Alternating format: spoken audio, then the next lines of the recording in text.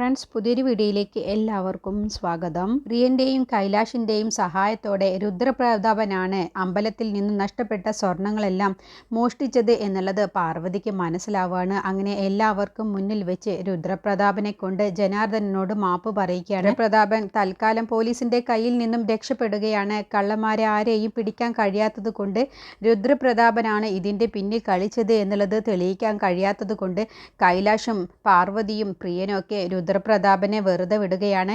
ഇനി എൻ്റെ അച്ഛനെ വല്ല ദ്രോഹവും ചെയ്താൽ, എന്നോടും എൻ്റെ അച്ഛനോടും എൻ്റെ കുടുംബത്തോടും എന്തെങ്കിലും ഒരു ദ്രോഹം ചെയ്താൽ നിന്നെ ഇനി വെറുതെ വിടില്ല എന്നൊക്കെ പാർവതി രുദ്രപ്രതാപനോട് പറയുന്നുണ്ട്. അങ്ങനെ പാർവതിയും കൈലാഷും പ്രിയനും മുക്തയും മോഹനനും ജയന്തിയും സൗസും ഒക്കെ തിരിച്ച് കമ്പനിയിലേക്ക് പോവാൻ ഒരുങ്ങുകയാണ്. എല്ലാവരോടും യാത്ര പറഞ്ഞ് പോവാൻ ഒരുങ്ങുകയാണ്. അപ്പോൾ കൈലാഷ് വൈദ്യരുടെ അടുത്തേക്ക് ചെന്നിട്ട് പറയാണ്, നിങ്ങൾ പാർവതിയെ രക്ഷിച്ചതിന് നിങ്ങൾക്ക് എന്ത് വേണമെങ്കിലും ഞാൻ ചെയ്യാൻ, നിങ്ങൾ എന്നോട് പറഞ്ഞാൽ മതി, എന്ത് സഹായം ചെയ്യാനും എനിക്ക് ഒരു മടിയുമില്ല എന്ന് പറയുമ്പോൾ വൈദ്യര് പറയാണ്, അതിൻ്റെ ഒന്നും ഒരു ആവശ്യമില്ല. പാർവതി എൻ്റെ മകളാണ്. എൻ്റെ മകളുടെ ജീവൻ രക്ഷിച്ചതുകൊണ്ട് എനിക്കൊരു പ്രതിഫലവും വേണ്ട എന്ന് പറയട്ടോ. അങ്ങനെ കൈലാഷ് വൈദ്യരോട് യാത്ര പറഞ്ഞ ശേഷമാണ് പോവാൻ ഒരുങ്ങുന്നത്. അങ്ങനെ പാർവതിയെ യാത്ര അയക്കാൻ അച്ഛനും അമ്മയും ചേച്ചിയും ഒക്കെ വരികയാണ്.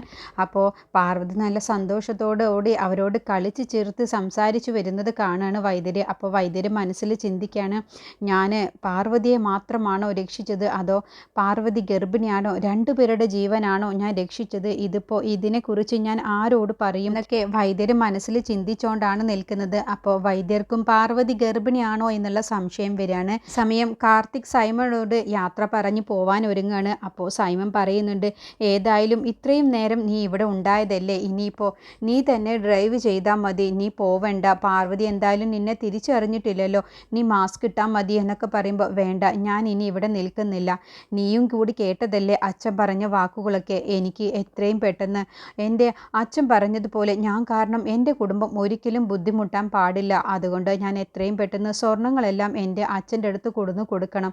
എന്നെ അംഗീകരിച്ചില്ലെങ്കിലും എനിക്കൊരു കുഴപ്പവുമില്ല, പക്ഷേ ഞാൻ ചെയ്ത തെറ്റ് എനിക്ക് തിരുത്തണം. ഞാൻ സ്വർണമെല്ലാം എടുത്തുകൊണ്ട് ഞാൻ എൻ്റെ അച്ഛൻ്റെ അടുത്തേക്ക് വരും. എന്നെ എൻ്റെ അച്ഛൻ അംഗീകരിക്കില്ല എന്നുള്ളത് ഉറപ്പാണ്, എന്നാലും എനിക്കൊരു കുഴപ്പവുമില്ല, ഞാൻ കാരണം എൻ്റെ അച്ഛനും എൻ്റെ കൂടപ്പിറപ്പുകളും ഒരിക്കലും ബുദ്ധിമുട്ടരുത് എന്നൊക്കെ പറഞ്ഞ് സൈമണോട് യാത്ര പറഞ്ഞ് കാർത്തി പോവാൻ ഒരുങ്ങാണ്. അപ്പോൾ കാർത്തി പറയുന്നുണ്ട്, ഞാൻ ഡ്രൈവറെ വിളിച്ചിട്ടുണ്ട്, അവർ കുറച്ച് കഴിയുമ്പോഴത്തേക്കും വരും, ഡ്രൈവർ നിങ്ങളെല്ലാവരെയും കൊണ്ടുപോയിക്കോളും, അവരെല്ലാവരും വരുന്നതിൻ്റെ മുന്നേ സൈമ ഞാൻ പോവട്ടെ എന്ന് പറഞ്ഞ് കാർത്തിക് പോവാൻ ഒരുങ്ങുമ്പോൾ സൈമൺ കുറച്ച് പൈസ എടുത്ത് കാർത്തികിന് കൊടുക്കുകയാണ്. അപ്പോൾ കാർത്തി പറയണേ, എനിക്ക് വേണ്ട എന്ന് പറയുമ്പോൾ, അത് സാരമില്ല, നീ ഇത് കയ്യിൽ വെച്ചോ, പിന്നെ നിന്നെ ഇനിയിപ്പോൾ തിരിച്ച് അവിടേക്ക് ചെന്നാൽ സ്വാതി നിന്നെ വെറുതെ വിടുമോ, സ്വാതി പൈസയ്ക്ക് വേണ്ടിയിട്ടല്ലേ നിന്നെ ഡ്രൈവറായിട്ട് ഇവിടേക്ക് പറഞ്ഞു വിട്ടത് തന്നെ, എന്നിട്ടിപ്പോൾ പൈസ ഇല്ലാതെ തിരിച്ചു തന്നാൽ സ്വാതി നിന്നോട് ദേഷ്യപ്പെടില്ലേ എന്ന് ചോദിക്കുമ്പോൾ, അത് കുഴപ്പമില്ല, സ്വാതിയെ ഞാൻ പറഞ്ഞ് മനസ്സിലാക്കിക്കോളാം എന്ന് പറഞ്ഞ് കാർത്തി അവിടെ നിന്ന് പോവുകയാണ്. പിന്നീട് പ്രിയനെ കാണാത്തത് കൊണ്ട് മോഹനൻ പ്രിയനെ തേടി ചെല്ലുകയാണ്. അപ്പോൾ പ്രിയ മാറി നിന്ന് വിഷമത്തോടു കൂടി ചിന്തിക്കുകയാണ്. അപ്പോൾ മോഹനൻ ചോദിക്കുകയാണ്, എന്താ പ്രിയ, നമുക്ക് പോണ്ടേ, നീ എന്താ ഇങ്ങനെ ടെൻഷനായിട്ട് നിൽക്കുന്നത്, നീ എന്താ ആലോചിക്കുന്നത്, എന്താ നിനക്കൊരു ടെൻഷൻ ഉള്ളത് പോലെയുണ്ടല്ലോ,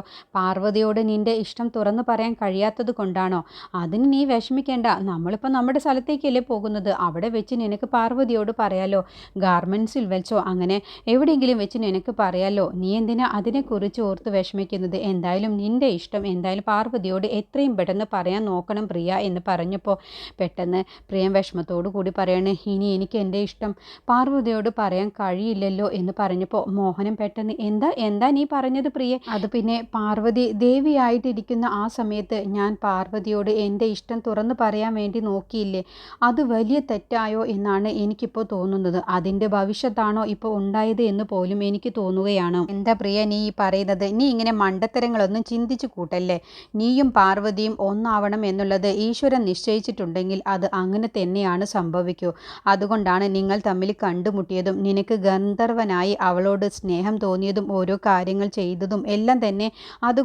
അതുകൊണ്ട് നീ വെറുതെ ഓരോന്ന് ആലോചിച്ച് ചിന്തിച്ചു കൂട്ട്, പാർവതിയെ നിനക്ക് നഷ്ടപ്പെടുത്തണ്ട, നമ്മുടെ നാട്ടിലെത്തിയ ശേഷം എത്രയും പെട്ടെന്ന് നിന്റെ ഇഷ്ടം പാർവതിയോട് നീ തുറന്നു പറയാൻ നോക്ക്, അല്ല എന്നുണ്ടെങ്കിൽ എൻ്റെ സ്വഭാവം അങ്ങ് മാറും, നീ പെട്ടെന്ന് റെഡിയായി വായോ, എല്ലാവരും റെഡിയായി അവിടെ നിന്നെ കാത്തു നിൽക്കുകയാണ് എന്നും പറഞ്ഞു മോഹൻ അവിടെ നിന്ന് പോവാണ്. പിന്നീട് എല്ലാവരും അച്ഛനോടും അമ്മയോടൊക്കെ യാത്ര പറഞ്ഞു പോവുകയാണ്. അപ്പോൾ ജനാർദ്ദനോടും കൈലാഷിനോടും നന്ദി പറയുകയാണ്, നിങ്ങളുള്ളത് കൊണ്ടാണ് ഇവിടെ എല്ലാവർക്കും മുന്നിൽ എൻ്റെ അഭിമാനം രക്ഷിക്കാൻ കഴിഞ്ഞത് എൻ്റെ പാർവതി വലിയ അപകടത്തിൽ നിന്ന് രക്ഷിച്ചത്. അതിന് നിങ്ങളോട് എത്ര നന്ദി പറഞ്ഞാലും മതിയാവില്ല. എന്തിനാണ് നിങ്ങൾ ഇങ്ങനെയൊക്കെ പറയുന്നത്? പാർവതി ഇല്ലായിരുന്നെങ്കിൽ ഞാനും പ്രിയനും ഇപ്പോൾ ജീവനോടെ ഉണ്ടാവില്ലായിരുന്നു. ഞങ്ങളെ അന്ന് അപകടത്തിൽ നിന്നും രക്ഷിച്ചത് പാർവതിയാണ്. അങ്ങനെ നോക്കിയാൽ ഞങ്ങൾ പാർവതിയോടാണ് നന്ദി പറയേണ്ടത്. അപ്പോൾ ജനാർദ്ദനൻ പറയണേ, നിങ്ങളെ പോലെ രണ്ട് നല്ല മനസ്സുള്ള ആൺകുട്ടികളെ ഞാൻ ഇപ്പോൾ അടുത്തൊന്നും എൻ്റെ ജീവിതത്തിൽ കണ്ടിട്ടില്ല എന്ന് പറഞ്ഞപ്പോൾ കൈലാഷ് പറയണേ, എനിക്ക് നിങ്ങളോടൊരു പ്രധാനപ്പെട്ട കാര്യം പറയാനുണ്ട്.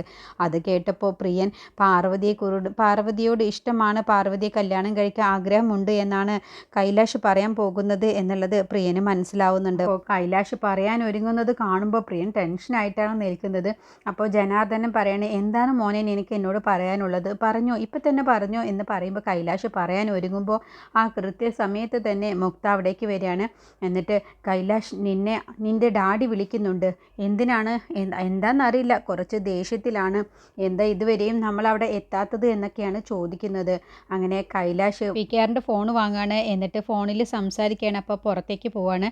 എന്നിട്ട് ഇവരോട് ഇപ്പോൾ വരാം എന്ന് പറഞ്ഞിട്ടാണ് പുറത്തേക്ക് ഇറങ്ങുന്നത്. എന്നിട്ട് അച്ഛാ എന്താണ് വിളിച്ചത്? ഞാനിപ്പോൾ പാർവതിയുടെ അച്ഛനോട് എൻ്റെ ഇഷ്ടം, പാർവതിയെ എനിക്ക് ഇഷ്ടമാണ്, എനിക്ക് വിവാഹം കഴിക്കാൻ താല്പര്യമുണ്ട് എന്ന് പറയാൻ ഒരുങ്ങുകയായിരുന്നു. അപ്പോഴാണ് അച്ഛൻ്റെ കോള് വന്നത്. അത് കേട്ടതോടുകൂടി PKRന് അങ്ങ് ദേഷ്യം പിടിക്കുകയാണ്. എന്നിട്ട് പറയണേ, ഷടപ്പ്, ഇനി ഒരു അക്ഷരം പോലും നീ പറഞ്ഞു പോവരുത്. നിൻ്റെ ലവിനെ കുറിച്ച് പറയാനോ ചോദിക്കാനോ അല്ല ഞാനിപ്പോൾ നിന്നെ വിളിച്ചത്. നിനക്ക് ഞാൻ 6 മണിക്കൂർ സമയം തരും. അതിനുള്ളിൽ തിരിച്ച് ഇവിടെ എത്തിയിരിക്കണം. എന്തെങ്കിലും പ്രശ്നമുണ്ടോ അച്ഛാ എന്ന് ചോദിക്കുമ്പോൾ, നീ കമ്പനിയിൽ മൊത്തം പ്രശ്നമാക്കി വെച്ച് കുളമാക്കി വെച്ചിട്ട് ഇപ്പോൾ പ്രശ്നമുണ്ടോ എന്നോ? ഇതിനെക്കുറിച്ചൊന്നും ഇപ്പോൾ ഫോണിലൂടെ ഞാൻ സംസാരിക്കുന്നില്ല. എത്രയും പെട്ടെന്ന് നീ ഇവിടെ വന്നിരിക്കണം എന്ന് പറഞ്ഞ് ദേഷ്യത്തിലാണ് PKR ഫോൺ വെക്കുന്നത്. എന്നിട്ട് കൈലാഷ് അവരുടെ അടുത്തേക്ക് ചെന്നിട്ട് പറയണേ, എത്രയും പെട്ടെന്ന് കമ്പനിയിലേക്കൊന്ന് പോകണം, കമ്പനിയിൽ ചെറിയൊരു പ്രശ്നമുണ്ട്, എന്നാൽ നമുക്ക് ഇറങ്ങാം. അത് കേട്ടപ്പോൾ മുക്ത സന്തോഷിക്കുകയാണ്. ഞാനായിട്ട് ഒരുക്കി വെച്ച കെണിയിൽ നീ വീണല്ലോ. നിനക്കൊരിക്കലും പാർവതിയോട് സ്നേഹം പറയാനും കഴിയില്ല. പാർവതിയുടെ അച്ഛനോടും അമ്മയോടും ഒന്നും പറയാൻ ഞാൻ സമ്മതിക്കില്ല എന്നുള്ള ഭാവത്തിലാണ് മുക്ത നിൽക്കുന്നത്. ദേവകി പറയാണ്, സാറ് ഞങ്ങൾ അവിടെ വന്ന സമയത്ത് സാറ് ഞങ്ങളോട് നല്ലതുപോലെ ഒരുപാട് കാര്യങ്ങൾ ഞങ്ങൾക്ക് വേണ്ടി ചെയ്തു തന്നു. പക്ഷേ ഞങ്ങൾക്ക് ഇവിടെ സാറും ഇവരെല്ലാവരും വന്ന സമയത്ത് ഞങ്ങൾക്ക് അങ്ങനെ നല്ലതുപോലെ ഒന്നും ചെയ്യാൻ കഴിഞ്ഞില്ല എന്ന് പറഞ്ഞപ്പോൾ, അതിനെന്താ, ഞങ്ങൾ ഇനിയും വരും അല്ലേ പ്രിയ, നമുക്ക് ഇനിയും വരണ്ടേ ഇവിടേക്ക് എന്ന് പറയുമ്പോൾ പെട്ടെന്ന് പ്രിയം പതർച്ചയോടുകൂടി വരാലോ എന്ന് പറയണം. അങ്ങനെ അവരെല്ലാവരും കൂടി വണ്ടിയിൽ കയറി തിരിച്ചു പോവുകയാണ്. ഹോസ്റ്റലിലെത്തിയ ശേഷം പാർവതി സൈമണ് പൈസ കൊടുക്കുകയാണ്. ഇത് അമ്മ തന്നതാണ്, നിങ്ങൾക്ക് 2 പേർക്കും നിങ്ങളോടൊപ്പം ഉണ്ടായിരുന്ന ആ ഡ്രൈവർ ഏട്ടനും കൂടി ഇത് കൊടുക്കണം. 100 രൂപയുള്ളൂ, കുറഞ്ഞു എന്ന് കരുതരുത് എന്ന് പറഞ്ഞപ്പോൾ, അയ്യോ അങ്ങനെ ഒന്നും കരുതുന്നില്ല, എന്നേക്കാളും കൂടുതൽ ഈ പൈസ കിട്ടിയാൽ സന്തോഷിക്കാൻ പോകുന്നത് എന്നോടൊപ്പം ഉണ്ടായിരുന്ന ആ ഡ്രൈവറാണ്. അതെന്താ എന്ന് പ്രിയൻ ചോദിക്കുമ്പോൾ, അതൊന്നുമല്ല, ഇവരുടെ കുടുംബം കാണുമ്പോൾ അവന് എപ്പോഴും അവൻ്റെ കുടുംബത്തെക്കുറിച്ച് ഓർമ്മ വരിക, അതുദ്ദേശിച്ച് പറഞ്ഞതാണ് എന്ന് പറഞ്ഞ് ആ പൈസയുമായിട്ട് സൈമൺ കാർത്തികിൻ്റെ അടുത്തേക്ക് ചെല്ലുകയാണ്. കാർത്തികിന് അമ്മയുടെ കയ്യിൽ നിന്ന് കിട്ടുന്ന പൈസ കിട്ടിയാൽ ഒരുപാട് സന്തോഷമാവും കാർത്തികിന് എന്നുള്ള ചിന്തയോട് കൂടി അങ്ങനെ പ്രിയൻ പാർവതിയോട് യാത്ര പറഞ്ഞ് പോവാൻ ഒരുങ്ങുമ്പോൾ പാർവതി, പ്രിയൻ ചേട്ടാ ഞാനൊരു കാര്യം ചോദിക്കട്ടെ, എന്നോട് നാട്ടിൽ നിന്നും പറഞ്ഞില്ലേ ഗന്ധർവനെ കുറിച്ച് അറിയാമെന്ന്, ഗന്ധർവൻ ആരാണെന്നുള്ളത് പ്രിയൻ ചേട്ടന് അറിയുമോ? എങ്കിൽ എന്നോടൊന്ന് പറഞ്ഞു തരുമോ എന്ന് ചോദിച്ചപ്പോൾ പ്രിയ മനസ്സിൽ ചിന്തിക്കുകയാണ്, പാർവതി ഞാനൊരു തെറ്റ് ചെയ്തു, നിന്നോട് ഞാൻ അന്നേ പറയണമായിരുന്നു ഞാനാണ് ഗന്ധർവൻ എന്നുള്ളത്, പക്ഷേ ഞാൻ അത് ചെയ്തില്ല. ഇപ്പോൾ കൈലാഷ് സാറ് നിന്നെ ഇഷ്ടമാണ്, നിന്നെയാണ് പ്രണയിക്കുന്നത് എന്ന് ഞാൻ അറിഞ്ഞു. ഇനിയിപ്പോൾ എങ്ങനെയാണ് ഞാനാണ് ഗന്ധർവൻ നിന്നോട് പറയാ എന്നൊക്കെ മനസ്സിൽ ചിന്തിക്കുമ്പോൾ പാർവതി, പ്രിയൻ ചേട്ടാ എന്താ ഇങ്ങനെ ആലോചിക്കുന്നത്? ഞാൻ കുറേ നേരമായി ശ്രദ്ധിക്കുന്നു, നാട്ടിൽ നിന്ന് വരുന്ന സമയം മുതൽ പ്രിയൻ ചേട്ടൻ്റെ മുഖമൊക്കെ വല്ലാതിരിക്കുന്നു. എന്താ പ്രിയൻ ചേട്ടന് സുഖമില്ലേ? എന്നോട് വരുന്നത് വരെയും ഒന്നും സംസാരിച്ചില്ല, എന്തു പറ്റി? എന്തെങ്കിലും പനിയോ അങ്ങനെ എന്തെങ്കിലും ഉണ്ടോ എന്ന് ചോദിച്ചുകൊണ്ട് പ്രിയൻ്റെ നെറ്റിയിൽ കൈവയ്ക്കാൻ വേണ്ടി നോക്കുമ്പോഴത്തേക്കും പ്രിയൻ അങ്ങ് തടയുകയാണ്. പ്രിയൻ അവിടുന്ന് മാറി നിൽക്കുകയാണ്.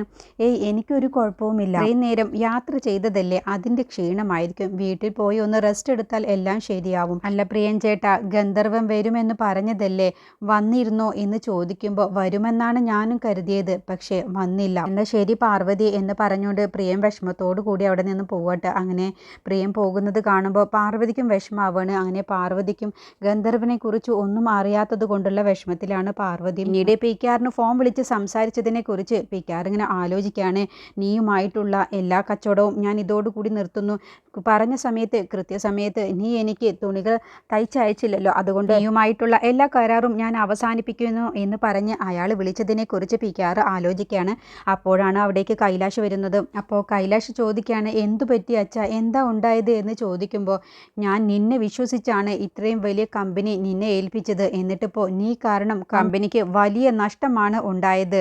10 വർഷത്തോളമായി PKR കമ്പനിയുടെ മുഖ്യ വളർച്ചയ്ക്ക് കാരണം തന്നെ ശ്രീധരായിരുന്നു. ഇന്നത്തോടുകൂടി ശ്രീധരുമായിട്ടുള്ള എല്ലാ ബിസിനസ്സും അവതാളത്തിലായി. അവൻ അവസാനിപ്പിച്ചു പോയി. നീ കമ്പനിയിലേക്ക് വന്നത് കമ്പനിയെ ഉയർത്തിക്കൊണ്ടുവരാനാണോ അതോ കമ്പനിയെ ഇല്ലാതാക്കാനാണോ? ഇപ്പോഴാണ് നിന്നെക്കുറിച്ച് എനിക്ക് ആ കാര്യം മനസ്സിലായത്. നീ നമ്മുടെ കമ്പനിയിലേക്ക് വന്നത് നീ നമ്മുടെ കമ്പനിയെ ഉയർത്തിക്കൊണ്ടുവരാനൊന്നുമല്ല, പാർവതി അവിടെ ജോലി ചെയ്യുന്നത് കൊണ്ടാണ് അല്ലേ? അതിനല്ലേ എന്ന് ചോദിച്ചപ്പോൾ കൈലാഷ് അത് പിന്നെ അച്ഛാ എന്ന് പറഞ്ഞപ്പോൾ, വേണ്ട, നീ ഒരക്ഷരം പോലും മിണ്ടണ്ട, എനിക്കിപ്പോൾ എല്ലാം മനസ്സിലായി. ഈ കമ്പനി ഇത്രയും അധികം ഉയർത്തിക്കൊണ്ടുവന്നത് എൻ്റെ ഒറ്റ അധ്വാനം കൊണ്ടാണ്. ഒരുപാട് കഷ്ടപ്പാടും പ്രയാസവും അധ്വാനവും കൊണ്ടാണ് ഞാൻ ഇതുവരെ എത്തിച്ചത്.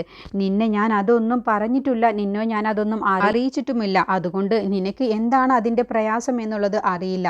ഇന്നിപ്പോൾ നമ്മുടെ കമ്പനിക്ക് 1 കോടി രൂപയാണ് നഷ്ടമായത്. അത് കേട്ടപ്പോൾ കൈലാഷ് അങ്ങ് ഞെട്ടിപ്പോവാണ്. എന്താ അച്ഛൻ പറഞ്ഞത്? 1 കോടി നഷ്ടമോ? എങ്ങനെയാണ് അത് സംഭവിച്ചത്? എങ്ങനെയെന്നോ അത് നിനക്കറിയില്ലേ? നിന്റെ ശ്രദ്ധ കുറവ് കൊണ്ട് മാത്രമാണ് നമ്മുടെ കമ്പനിയിൽ ഇപ്പോൾ 1 കോടി രൂപ നഷ്ടമായത്. ഈ പാർവതിയുടെ നാട്ടിലേക്ക് പോയത് കൊണ്ടാണ് ഇങ്ങനെ സംഭവിച്ചത്. നിനക്ക് ഇപ്പോഴും 1 കോടി എന്ന് പറഞ്ഞാൽ അതൊരു നമ്പറായിട്ടാണ് നീ എടുക്കൂ. പക്ഷേ എനിക്ക് അങ്ങനെയല്ല. കാരണം നിനക്ക് 5 വയസ്സുള്ള സമയത്താണ് ഞാൻ ഇങ്ങനെ ഒരു കമ്പനി തുടങ്ങിയതും കഷ്ടപ്പാടും പ്രയാസവും ഒക്കെ അനുഭവിച്ചതും. നിന്റെ മുഖത്ത് പോലും ശരിക്കും നോക്കാതെ, നിന്റെ വളർച്ച പോലും ഞാൻ അധികം അറിയാതെ, നിന്റെ അമ്മയെ പോലും പരിചരിക്കാതെയും ശ്രദ്ധിക്കാതെയുമാണ് കമ്പനിക്ക് വേണ്ടി അത്രമാത്രം അധികം ഞാൻ കഷ്ടപ്പെട്ട് ഈ നിലയിൽ എത്തിച്ചു കൊണ്ടുവന്നത്. അതൊന്നും എനിക്ക് വേണ്ടി മാത്രം ചെയ്തതല്ല, നിനക്ക് കൂടി വേണ്ടിയാണ്. അപ്പോൾ എനിക്ക് നിന്നെക്കുറിച്ച് ഓർത്ത് നല്ല പേടിയുണ്ട്. നീ കാരണം എൻ്റെ എല്ലാ സ്വത്തുക്കളും ഇല്ലാതാകുമോ എന്നുള്ള പേടി എനിക്കിപ്പോൾ ഉണ്ട്. അപ്പോൾ കൈലാഷ് വിഷമത്തോടു കൂടി പറയണ, അച്ഛാ എന്നോട് ക്ഷമിക്കണം, സോറി അച്ഛാ, ഇനി എൻ്റെ ഭാഗത്തു നിന്നും ഇങ്ങനെ ഒരു അശ്രദ്ധക്കുറവ് ഉണ്ടാവില്ല. അച്ഛൻ ഇങ്ങനെയൊക്കെ സംസാരിക്കുമ്പോൾ എനിക്ക് വല്ലാത്ത സങ്കടം വരുന്നു. ഇല്ല, ഇനി ഞാൻ നിന്നെ വിശ്വസിക്കില്ല. എൻ്റെ കമ്പനിയെ സംരക്ഷിക്കാൻ എനിക്കറിയാം. ഇനി നിൻ്റെ വാക്കുകളൊന്നും ഞാൻ വിശ്വസിക്കില്ല എന്ന് പറഞ്ഞ് PKR കുറച്ച് ദേഷ്യത്തിൽ അങ്ങ് കൈലാഷിനോട് അധികം സംസാരിക്കാതെ പിന്നെ അവിടെ നിന്നങ്ങ് പോവാണ്. അപ്പോൾ കൈലാഷിന് വല്ലാത്ത വിഷമം വരികയാണ്. ഇതിനെക്കുറിച്ചുള്ള ബാക്കി റിവ്യൂ അടുത്ത വീഡിയോയിൽ പറയാം.